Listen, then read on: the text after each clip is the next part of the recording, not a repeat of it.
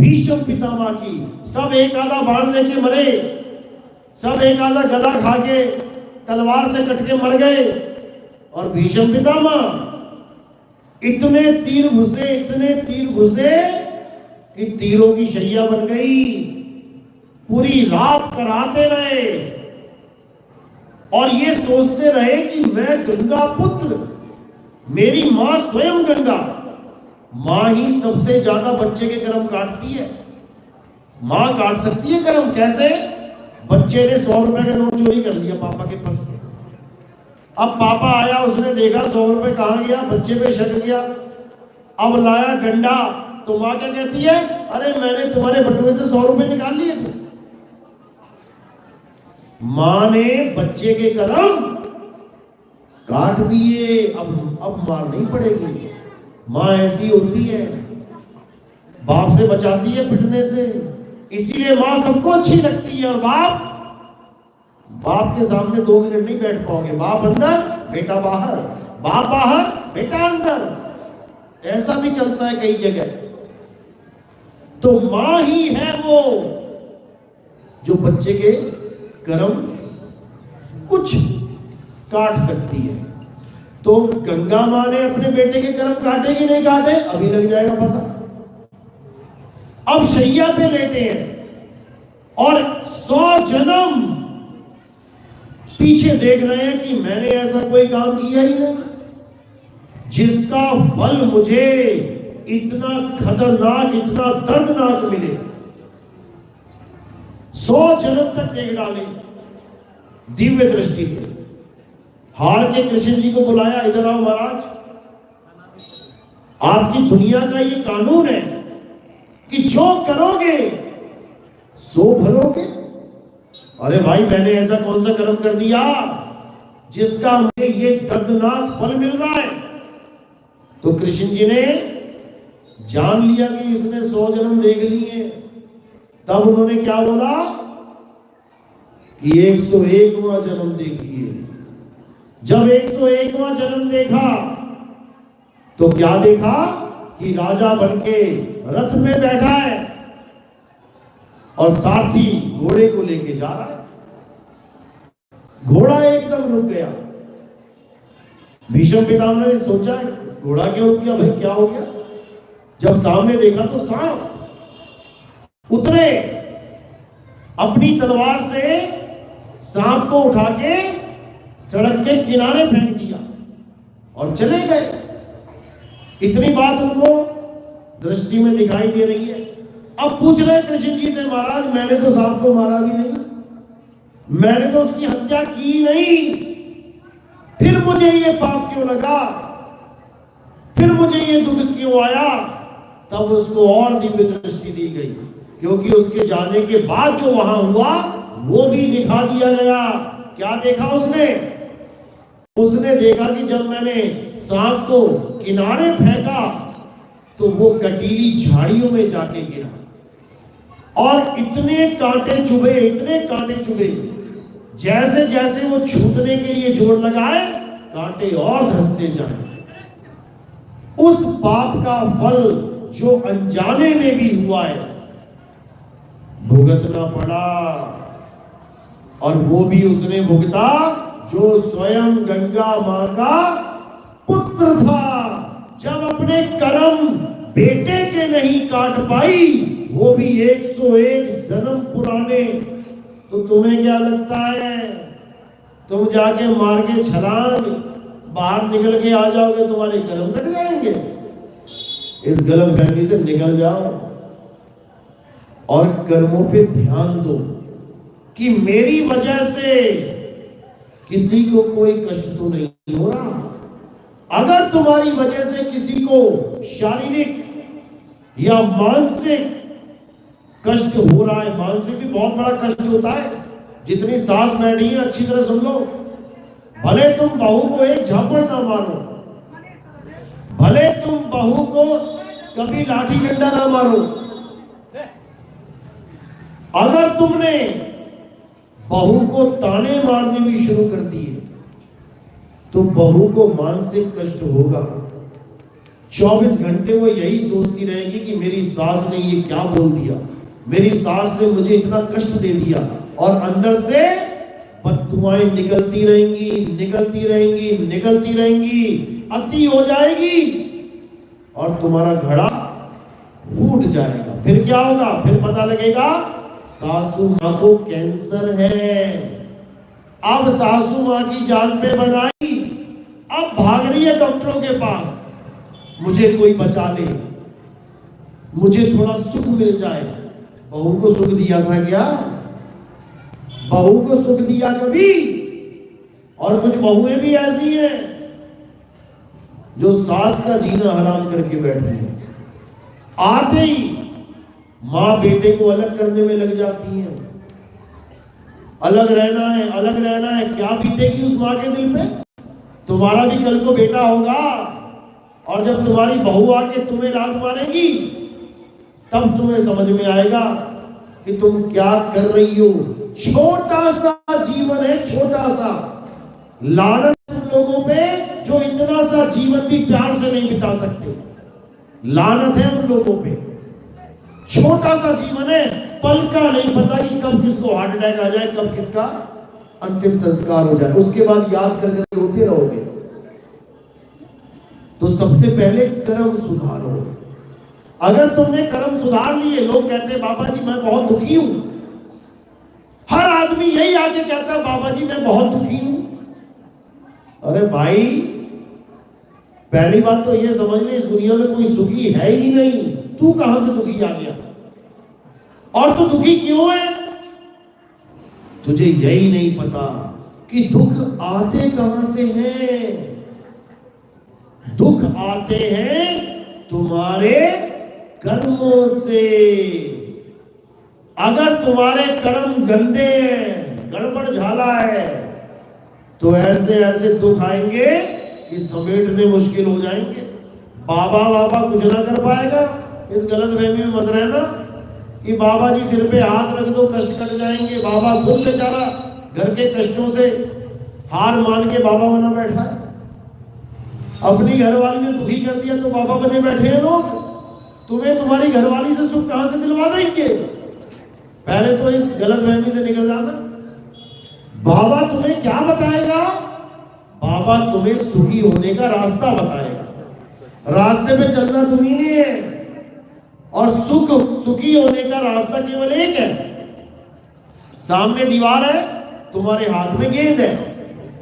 हल्के से मारोगे दीवार पे तो हल्के से आएगी, और तेज से मारोगे तो तेज से आएगी, वापस तुम्हारे ही पास आएगी। अब करना क्या है? ये गेंद क्या है? ये कर्म है। जब तुम दीवार की तरफ मारते हो तो ये तुम्हारे कर्म होते हैं। जब दीवार तुम्हारी तरफ मारती है तो तुम्हारे कर्म के फल होते हैं।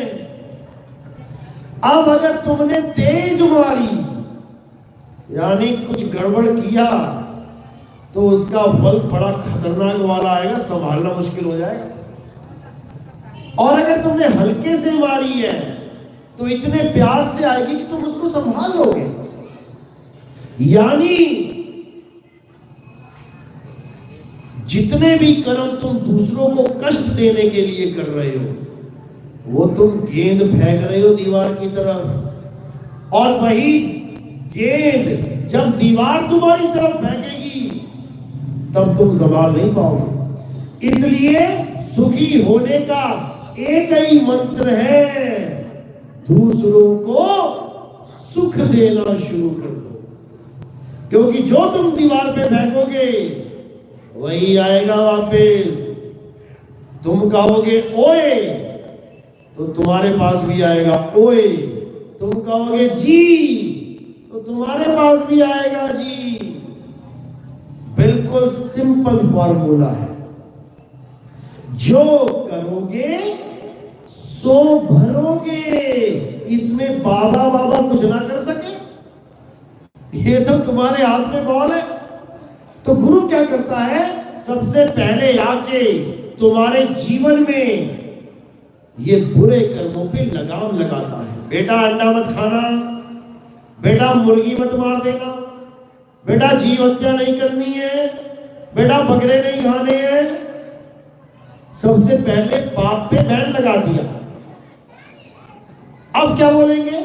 बेटा शुभ कर्म करने हैं, सत्संग में आओ, भंडारे करो, ज्यादा पैसा आ गया है लंगर लगाओ, लोगों की मदद करो, क्योंकि यही सब तुम्हें वापस मिलेगा ब्याज के समेत।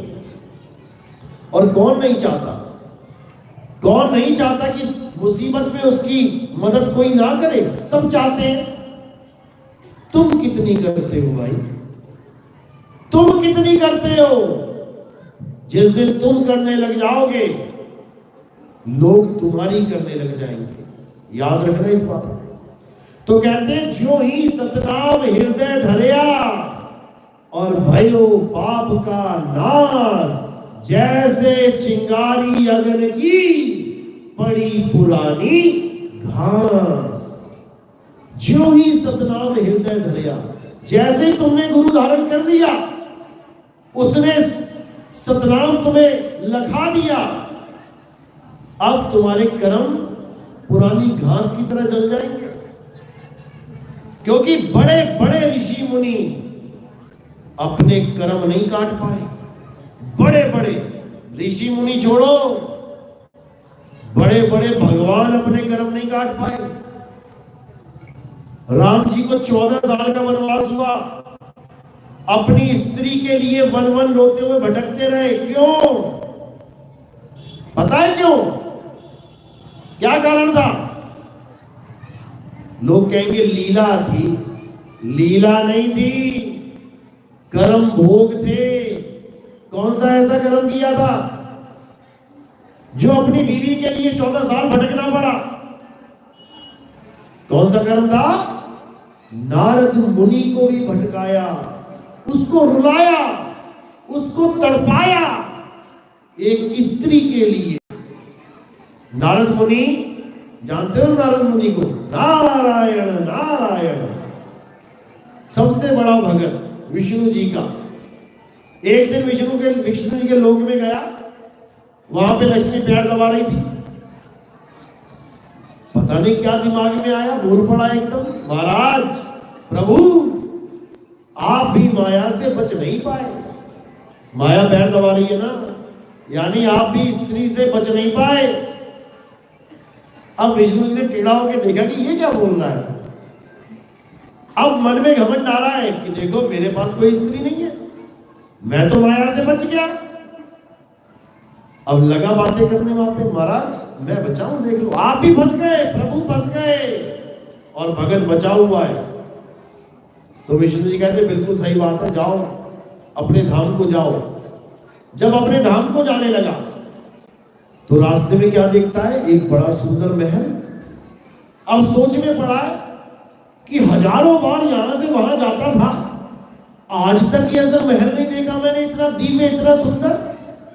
ऐसा कैसे हो गया? कभी नजर ही नहीं पड़ी। फिर और दृष्टि से देखा और गहराई में देखा जाके, तो वहां पर इतनी सुंदर कन्या पेड़ों को, पौधों को जल दे रही है। अब पहुंच गया उसके पास, हो गया मोहित और क्या बोला कि ऐसी कन्या मैंने जीवन में नहीं देखी। और सबसे बड़ी बात कि इस रास्ते से ही मैं जाता था प्रभु के पास, मैंने कभी तुम्हें देखा ही नहीं, लेकिन मेरे बहुत बड़े भाग है जो आज तुम्हारे दर्शन हो गए। मैं तुमसे शादी करना चाहता हूं। अब वो लड़की क्या बोली कि महाराज ऐसे थोड़ी नहीं होती है शादी, हमारा इस तारीख को स्वयंवर है, आप जरूर आना। अब जब स्वयंवर होता था वहां पर तो एक शर्त रखी जाती थी। जैसे सीता जी का स्वयंवर हुआ तो क्या शर्त थी कि जो शिव जी के धनुष को तोड़ेगा उठा लेगा। द्रौपदी का स्वयंवर हुआ, वहां क्या शर्त थी? मछली की आंख में तीर मारेगा और नीचे तेल में देख के देखेगा नीचे और तीर जाएगा ऊपर। अब उसने पूछा कि मुझे ये तो बता दो कि तुम्हारे स्वयंवर की शर्त क्या है, ताकि मैं पूरा तैयारी से आऊं। अब उस लड़की ने क्या बोला कि मेरे स्वयंवर की ये शर्त है कि जो सबसे सुंदर होगा मैं उसी के गले में वरमाला डालूंगी। अब नारद मुनि अपना एंटीना देख रहे हैं पीछे वाला, कह रहे हैं मैं सुंदर तो कहीं से लग नहीं रहा, अब क्या किया जाए। अब नारद मुनि ने विष्णु जी के पास दौड़ लगा दी कि प्रभु ही हल कर सकते हैं, क्योंकि दिव्य दृष्टि से देख लिया कि सबसे सुंदर मेरे प्रभु विष्णु जी हैं, उनसे सुंदर कोई है ही नहीं। अब जब विष्णु जी के पास पहुंचे तो विष्णु जी से क्या अरदास कर रहे हैं कि हे प्रभु, केवल एक दिन के लिए मुझे अपना हरि रूप दे देना, केवल एक दिन के लिए, जब स्वयंवर होगा। प्रभु ने कहा तथास्तु। अब चले गए स्वयंवर में, बैठ गए सिंहासन पे, बाकी भी बैठे हुए थे। अब वो लड़की आए और उनको देख के हंस के आगे चली जाए। उसने सोचा मुझे शायद अच्छी तरह देखा नहीं, वहां से उठा आगे बैठ गया। लड़की फिर आई, हंस के फिर आगे चली गई। फिर सोचा कि शायद देखा नहीं और आगे बैठ गया। अब जब वो तीसरी बार बैठ गया तो लड़की क्या बोली, अरे बंदर, ये इंसानों का, ये राजकुमारों का स्वयंवर है, बंदरों का नहीं। अब इतनी बात सुन के नारद मुनि को चढ़ा गुस्सा। अब भागा, वहां से निकला, जाके पानी में देखा तो सच में बंदर की शक्ल है, क्योंकि हरि बंदर को भी कहते हैं। विष्णु जी ने उसका खेल खेल दिया, अपने रूप की जगह बंदर का रूप दे दिया। अब जब भगत का दिल टूटा तब नारद मुनि ने जल लिया और अपने ही भगवान को श्राप दे दिया। क्या बोला, हे प्रभु, जैसे तुमने मुझे स्त्री के लिए तड़पाया है वैसे ही तुम भी स्त्री के लिए तड़पोगे, दर दर की ठोकरें खाओगे, रोते घूमोगे। वही श्राप भुगतने के लिए विष्णु जी को राम जी का जन्म लेके आना पड़ा। अब राम जी का जन्म लेके आ गए। पुरुषोत्तम, मर्यादा पुरुषोत्तम राम कहलाए, यानी जिससे कभी कोई मर्यादा भंगी ना हुई हो उसे कहते हैं मर्यादा पुरुषोत्तम। लेकिन उन राम जी से भी एक मर्यादा भंग हो गई। कौन सी? किसको पता है? आप खड़ा करो। किसी को नहीं पता। और उसकी वजह से उनको दोबारा श्राप खाना पड़ा, फिर से श्राप मिल गया। और इस बार केवल रोने